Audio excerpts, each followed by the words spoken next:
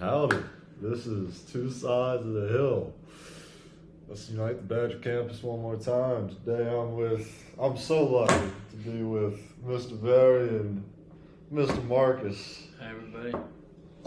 Barry, where you from? I'm actually from Macon, Georgia.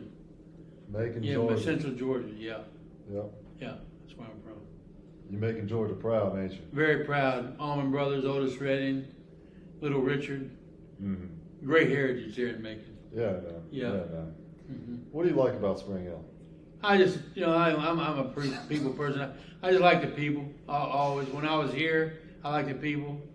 I was never an academic giant or anything like that. I did go to class, and I knew if I didn't pass a test, I wasn't going to be here anymore.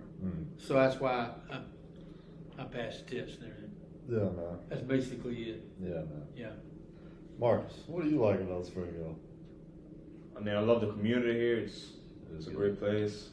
Great teachers. I love the relationship you're able to have with your teachers, Right. being that the classes are so small. Yeah. I mean, the athletics are pretty decent, Mm-hmm. and it's just a pretty fun place, given that it's so small and sense of All community. things considered, yeah. Yeah. Mm-hmm. What part of Sweden are you from? Sundin, right? Sunne, yeah. Sundin.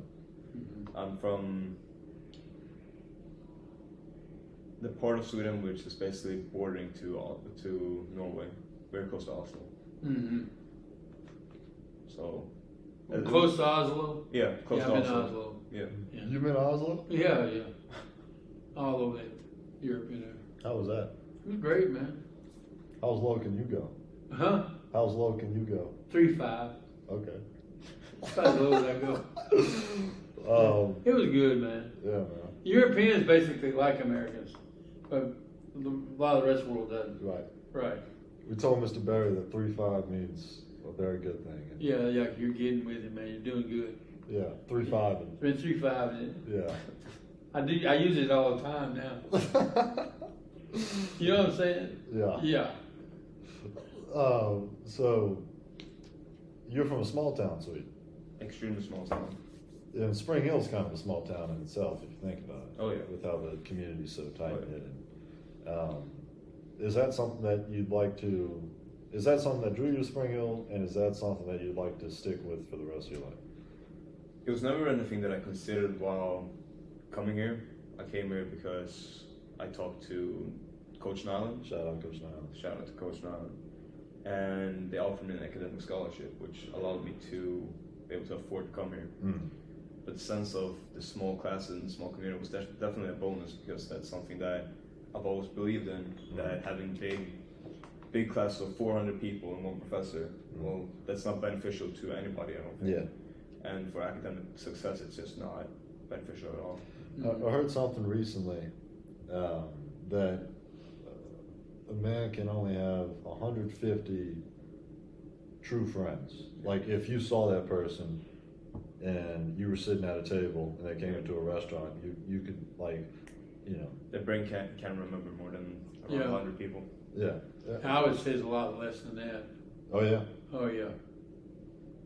I know a lot of people, but, being close friends, that's another Yeah. deal, man. Mm-hmm. Yeah. Mr. Barry, although he's not a student at Spring Hill, he loves hanging out with the students. It's a breath of fresh air. Yeah. It really is. Coming up here, kind of recharging my battery. Yeah. And he also loves spending time in the cafeteria. Love it. Can you explain why? I think the camaraderie and to see the freshness of the young people, the enthusiasm, and all the things that they're current with that I may not be. A lot of pluses, man. A lot of pluses. Yep. Yeah. I kind of see how much time has gone by since I was in college, and the thousands of people who have been just through here. It's amazing, man. It's an amazing number. Yeah. And they used to go to the big universities. They'll have a graduating class, 2,500, 3,500 people. Sure. Yeah. You said a quote earlier. You can take that call if you like. I see. I need to look at it. This is very important to me. Okay, cool. This podcast thing. Hey, Richard, let me call you right back. I'm doing a podcast, man. Your time I'll on the call you JV right back. basketball I team. want to talk to you, man. How has your time on the JV basketball team impacted you at Spring Hill? I mean, as a person with the development, with the discipline that I'm working on, but I mean, the community of the basketball team is just amazing. Let me ask you another question. You right now, I'm kind of going through it. My hamstring's been tightened. It's kind of prolonged my ability to train, but that's nowhere near what you went through with your knee. And what I've been going through with my hamstring is subtle, but mentally it's just such a blockade of like not being able to do certain things and then feeling weak because of an injury, and it just messes up your whole life. How are you able to stay strong through an injury? I mean, it's tough. With the case of my niece, when I came here, I was miserable for like a year or two because of it. Oh, because yeah. you can't run, you can't work out. It's so depressing. And especially in terms of basketball, your jump shots off. Mm-hmm. And that was a big thing when I came here. I couldn't shoot the ball the way I used to be able to because my knees weren't the way they're supposed to, and that just messed up the entire rhythm. Mm-hmm. Mm-hmm. So your knees aren't good too. No, terrible. Yeah. So doing all the rehab and stuff like that is just also miserable because you're sitting out an entire season. You got coach and teammates looking at you a certain way because of it. Right. It's not a visible injury. It's not like my arm's completely broken off and you can see how it's bent a certain way. It's only a pain that you can feel. Right. And so you constantly having this misery of I can't do what I love, but also having to get a coach that's on your ass about it, teammates that are on your ass about it. Yeah. And it's like you're trying, but it's just miserable. Yeah, man. But you just gotta somehow stick through it, and I was lucky enough to be able to build up that discipline to say I need to step off the court and take care of this, and I found ways that worked for me. Rehab exercise that worked for me, and I was able to go from back home playing, icing my knees before games, and then the day after not even being able to bend them, barely being able to walk, to running during the summer, and then coming back for this season where it was a big development for me. The story of after you played your first game, can you retell that one? First game this season? Yeah. It was euphoric. Ugh. It was absolutely euphoric. Mm-hmm. Being able to come back and be able to play, to not have hurt knees and feeling like I could actually play, and I did good. Yeah. As soon as I hit the showers, I just started breaking down in tears. Yeah. It was like I finally made it. Yeah. Being able to sit out the first year and having to go through all of that, the people. Oh yeah. A lot of shit you had to go through and just miserable, and then I'm finally here. Right.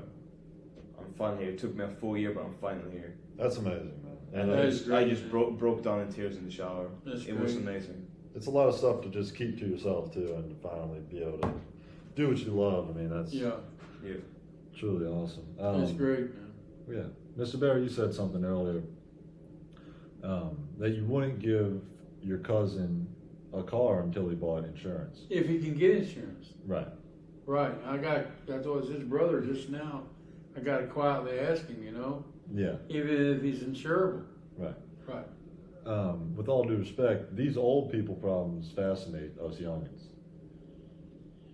It's a difficult period of time, when he was very well respected banker there in Georgia. Right. But that all came to an end, right? Mm-hmm.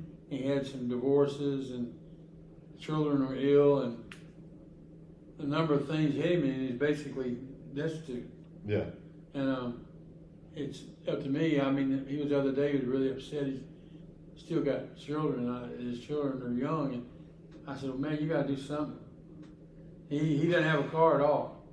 He said, if I had a car, if I could get a job, I said, okay. I don't know what happened. He was making over $300,000 a year. Really? I don't know what happened. I don't know the details. Wow. Yeah. I'm sorry to hear that. Thank you.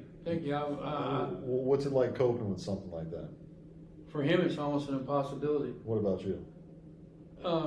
his situation is much more dire. I mean, I don't have children. I have money. Big difference. You know what I mean? Wow. And his ex-wife, you know, she was letting him live there at the house. Now she's kicked him out, and he's in a halfway house. You know, I just can't bear out talking to him common time. I just can't bear the thought of it. If he had a car again, you know, he'd probably have a job. But he can't even go to his medical appointments. Can't pick his children up. You know, nothing. He's basically over. Are you someone that is willing to take calls from him all day, every day? I would, yeah. Yeah. And also, how much do you think those calls impact him, or do you think he's just the type of guy that'll mess up regardless? Well, I don't know. That's why I'm going to talk to his brother here. See exactly a little bit more what actually went on. Yeah. And what happened to all the money and that kind of thing. I do have another friend in Texas that calls every day and talks for 2 or 3 hours. He has a real hard time too. You know what, Mr. Berry? One thing you told me that stuck with me is the most important thing you can have is friendships. That's it, man. Yeah. And you seem like a guy with... I try to be, if I can be, you know. If I can help somebody, I'll help them. Well, that's awesome. Yeah. I think that's it for our podcast. It was great talking to y'all and great insights. Thank you, Quincy. Thank you. Thanks for having us. Yeah. That's cool, Quincy.